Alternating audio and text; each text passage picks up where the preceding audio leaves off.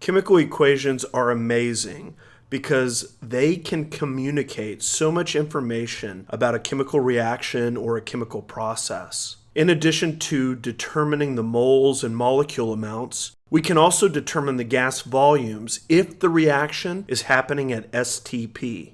Chemical reaction equations show the relationship between the reactants and products through a numerical relationship, which is expressed by their coefficients. It seems that most students are unaware of all the available information that might prove useful for moving forward with calculations.